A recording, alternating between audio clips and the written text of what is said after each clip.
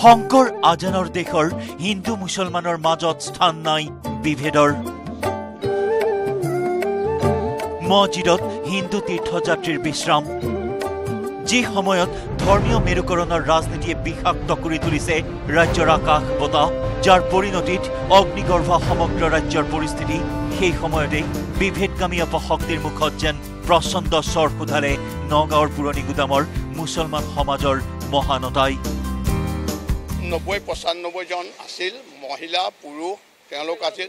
এইটো হিন্দু ধৰ্মৰ তীৰ্থযাত্ৰী আছিল, ৰাজস্থানৰ পৰা আহিছিল। থাকিম বুলি কোৱাত আমি আমাৰ মছজিদতে তেওঁলোকক সুবিধা কৰি দিছিলোঁ, বিচনাপত্ৰ কৰি দিছিলোঁ। ইয়াত তেওঁলোকে বৰ সুবিধা পাইছিল, পেচাব পায়খানা খোৱা পানীৰ পৰা আদি কৰি সকলো সুবিধা তেওঁলোকক কৰি দিছিলোঁ।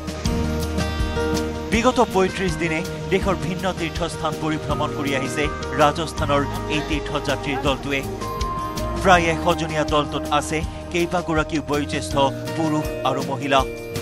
কিন্তু নিশা 2 বজাত শীতৰ প্ৰকোপত দিক বিদিক হেৰুৱাই পুৰণি গুদামবাসীৰ কাষ চাপে তীৰ্থযাত্ৰীৰ দলটোৱে। তেতিয়াই অঞ্চলটোৰ ৰাইজে তীৰ্থযাত্ৰীৰ দলটোক পুৰণি গুদামৰ ঐতিহাসিক বৰ মছজিদত আশ্ৰয় দিয়ে।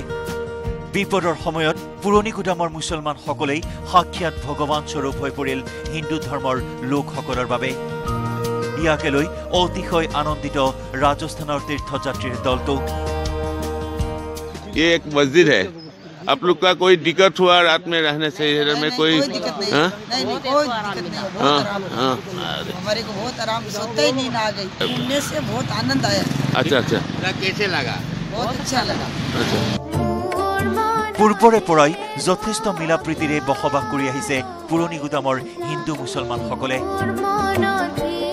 নাই কোনো কাজিয়া, নাই সংঘাত। খিৰাই খিৰাই ঐক্য সংহতি ভাতৃত্ববোধৰ তেজ প্ৰবাহিত হৈ থকা পুৰণি গুদামৰ মুছলমান সমাজৰ এনে মহানতাই পুনৰবাৰ প্ৰমাণ কৰিলে মানৱ ধৰ্মই পৰম ধৰ্ম।